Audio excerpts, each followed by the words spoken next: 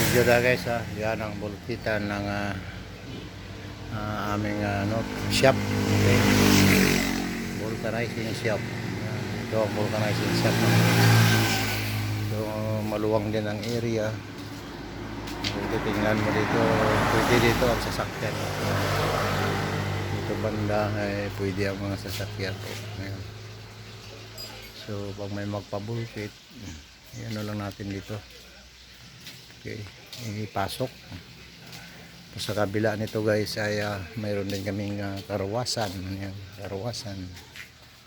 Ayan, karawasan, bulkitan. Ibig sabihin nito guys, sa kabila ang karawasan at dyan naman sa kabila yung bulkitan. Ayan. Yan ang area namin. So sa mga sa mga kaibigan natin na malapit dito sa amin, dito sa Dingli, pwede kayo dito guys magpa-bulkit, bulkit, car wash. Yan ang gina-offer namin na mga trabaho dito. May hydraulic vulcanizing din kami. Yan, may hydraulic vulcanizing. Yan, hydraulic. Yan ang hydraulic namin. So ngayon walang customer kaya nakapag-video. Saka malaki na rin yung compressor namin dito. Yan 4 horsepower yan na compressor. Ito naman yung isa ay ginagamit pang grind. Okay.